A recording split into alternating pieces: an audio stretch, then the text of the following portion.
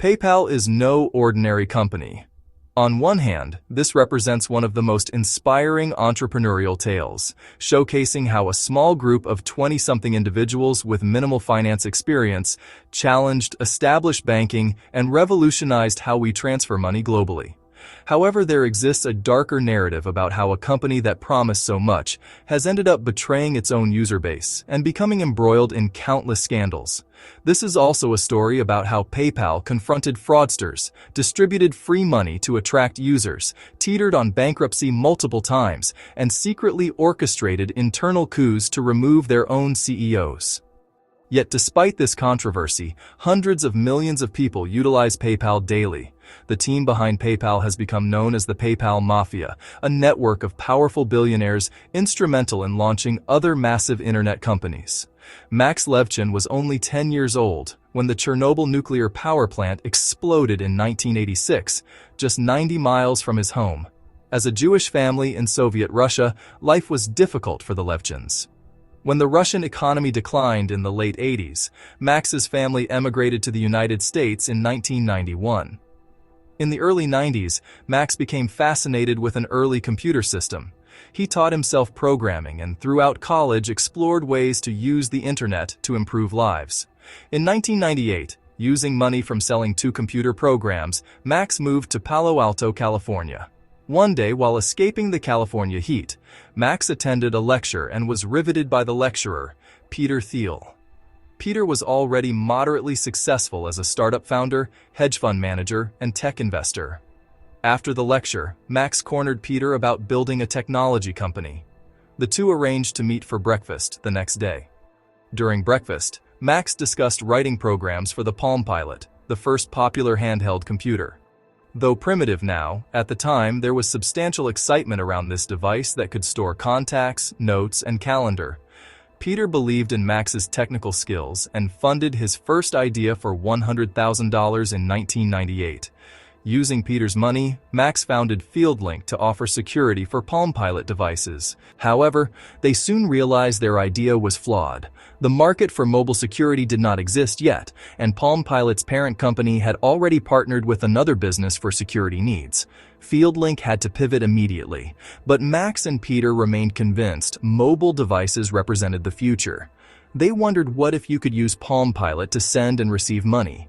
Thus, they decided to launch a mobile wallet, allowing users to send money using the device's infrared ports, which enabled wireless data transfer within 10 meters. FieldLink changed its name to Confinity, a mixture of confidence and infinity. For their money-beaming program, they settled on PayPal, which could easily be used as a verb. Peter knew investment would be critical. Fortunately, the dot-com boom was at its peak, and Nokia Ventures agreed to invest $4.5 million. This allowed them to set up an office, but Peter also realized it was a great opportunity for media headlines. Rather than simply transferring the investment, they staged a publicity event where Nokia would wirelessly beam the money onto Peter's Palm Pilot in front of the press. However, the infrared transmitter was notoriously buggy and unreliable. Just days before the event, Max and the team pulled all-nighters to repair the 2 Palm Pilots.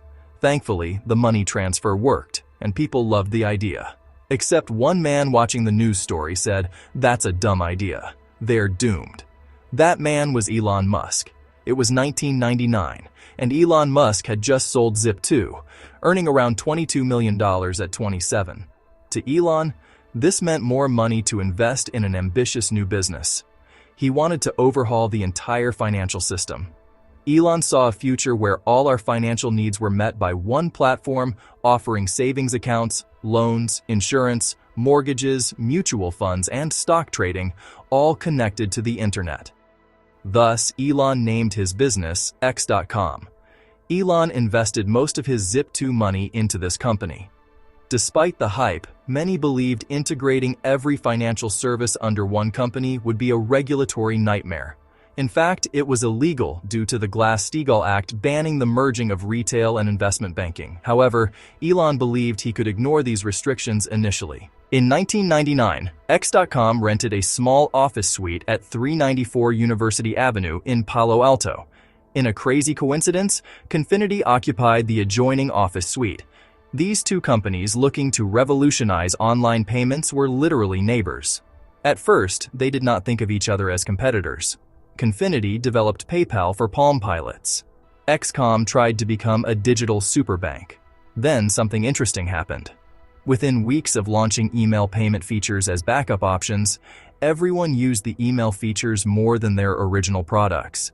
Anybody could sign up using just their email address with no specific device needed. That year, more Americans sent emails than actual letters. It became clear sending money via email was way more useful and popular. Thus, in late 1999, these two companies in neighboring offices accidentally stumbled into offering the same service, sending and receiving payments via email. This began a bloodthirsty battle that would change banking and the internet forever. Both companies understood the network effect. The more people in a network, the more valuable it is. Both threw money at customers to build the largest payment network. PayPal offered $10 for sign-up and $10 for referrals. XCOM offered $20 for sign-up plus $10 for referrals.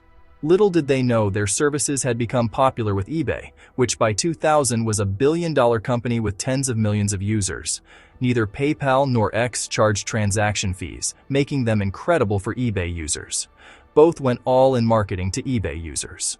While PayPal and XCOM seemed on an incredible trajectory, their balance sheets told a different story.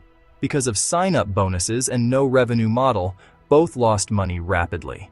PayPal paid 2% fees on every credit card transaction and bled almost $100,000 daily.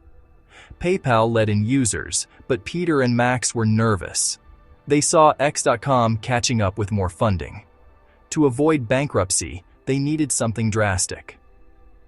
Thus, Peter Thiel walked next door to secretly meet Elon Musk. Bill Harris, XCOM's CEO, believed both companies spiraled toward mutual destruction and felt they should merge. Despite being fierce rivals, everyone saw the logic of one dominant payment company instead of two. After tense negotiations, in February 2000, the companies officially merged. The company kept X.com as the name, but kept PayPal for the email payment system. However, under the surface, bigger problems bubbled up. Merging their systems was not straightforward. X was built on Microsoft Windows, PayPal on Linux. The merger created duplicate roles. Cracks appeared in executive relationships. Bill wanted to end referral bonuses and charge customers despite promising free service. Peter disagreed. Eventually, Peter resigned, shocking the organization. Both Elon and Max had concerns about slow feature rollouts. Elon never forgave Bill for the ultimatum forcing this merger. Elon, Max, and other executives concluded they needed to overthrow Bill. Behind Bill's back, rebels conspired to give the board an ultimatum. Before Bill could act, he was forced to step down. In May 2000, Peter returned as chairman and Elon became CEO. Keeping PayPal free forever was not going to work, as it cost PayPal millions in credit card transaction fees to process payments.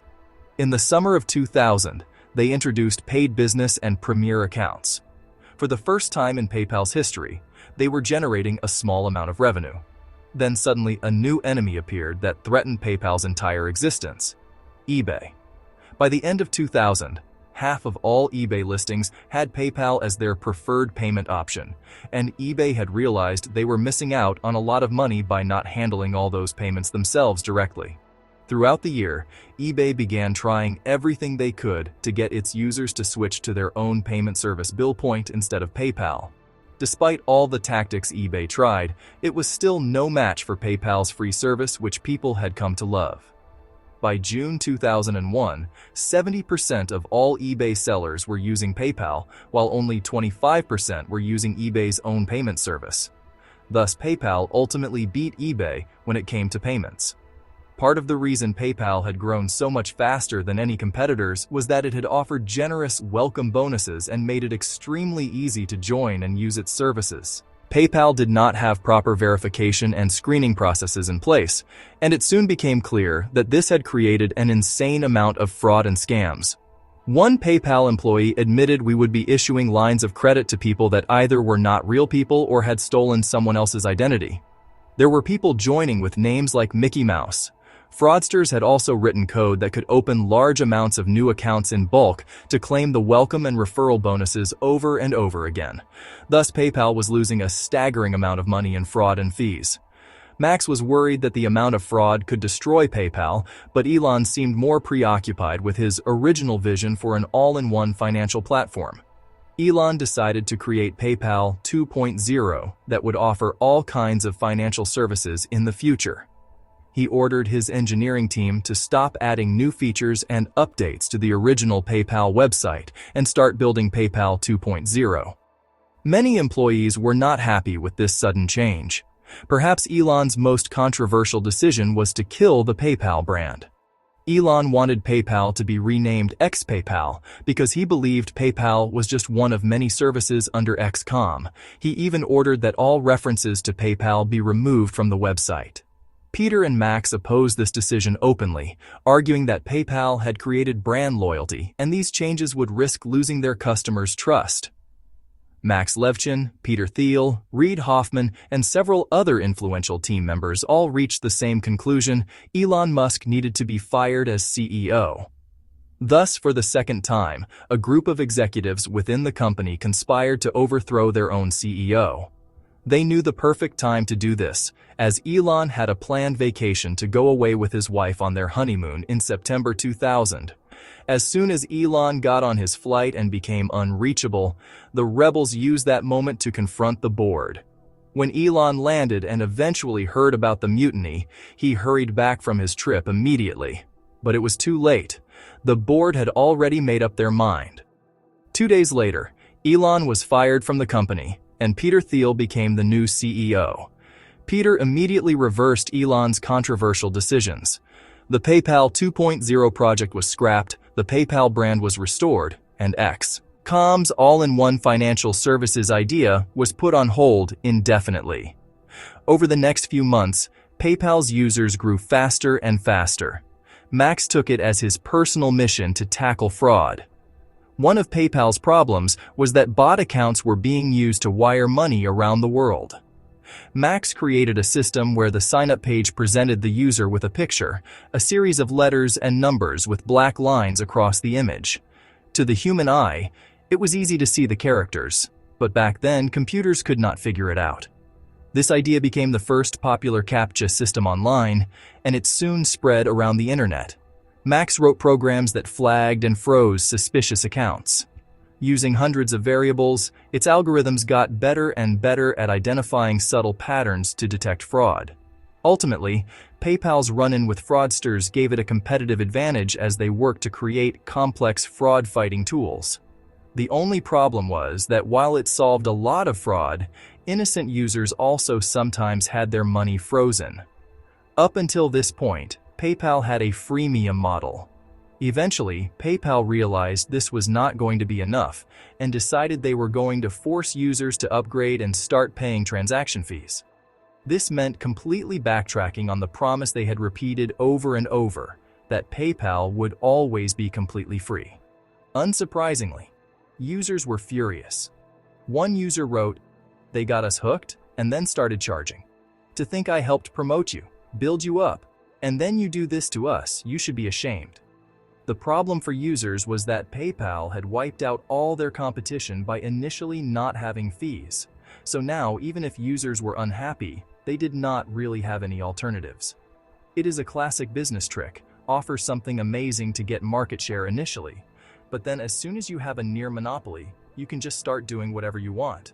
By the end of 2001, PayPal was generating $103.7 million in revenue and had more than 12 million users. PayPal was finally profitable, and they now wanted to take the company public on the stock market. Despite difficulties during the lead-up to the initial public offering, on February 15, 2002, PayPal completed its IPO at $13 a share. By the end of the day, PayPal closed at over $20 a share, making it officially a billion-dollar company. By mid-April, word was spreading that Peter had been secretly meeting with the top executives at eBay. eBay had tried to beat PayPal for a while, but 75% of eBay auctions accepted PayPal versus only 27% for eBay's own payment service. Eventually, eBay had decided it was easier to just buy PayPal. On July 8, 2002, eBay announced that it had acquired PayPal for $1.5 billion in eBay stock. Soon after the announcement, Peter Thiel announced his resignation as CEO of PayPal. Several other top executives followed, including Max Levchin. Following eBay's acquisition, almost all the original PayPal team members left one by one. In 2015, eBay decided to split PayPal into a separate entity once again. As of 2024, PayPal is valued at over $70 billion, around triple the value of eBay. However, in more recent years, PayPal has become one of the most hated and shady companies. On Trustpilot, PayPal has a shocking 1.3 average rating from around 30,000 reviews. One of the biggest issues with PayPal is that it is surprisingly common for someone to have their account shut down for no reason. PayPal then often holds all of their money for up to 180 days with no explanation given.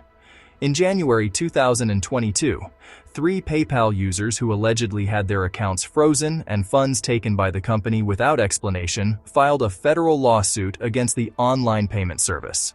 The plaintiffs are accusing the company of unlawfully seizing their personal property and violating racketeering laws.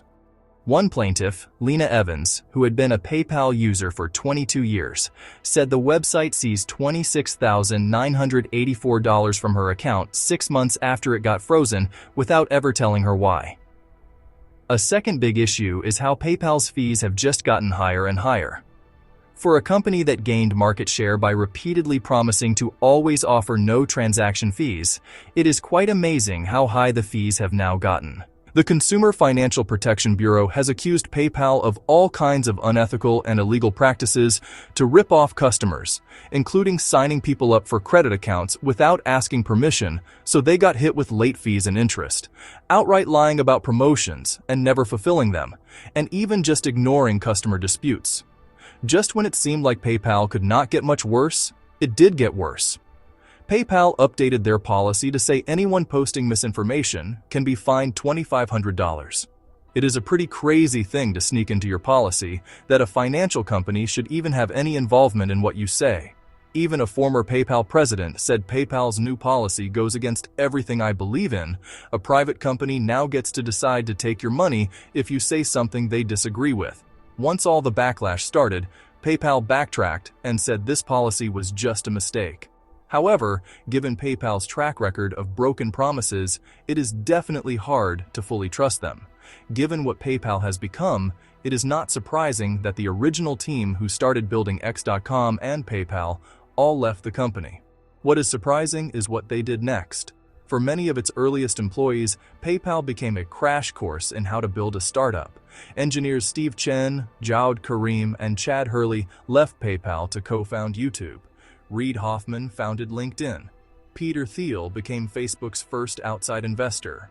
Russell Simmons and Jeremy Stoppelman co-founded Yelp. Elon Musk went on to build SpaceX and Tesla, fund OpenAI, and bought Twitter. Either in public or behind the scenes, PayPal's alumni have been involved in almost all major Silicon Valley companies. Fortune released an article in 2007 that nicknamed this group the PayPal Mafia, a reference to how much influence this small group of former PayPal employees has. When SpaceX was on the brink of bankruptcy, it was Peter Thiel's investment company that helped save the business, showing that even after everything, the PayPal Mafia stick together. This so-called PayPal Mafia has changed how we shop, how we connect, how we learn, and how we live.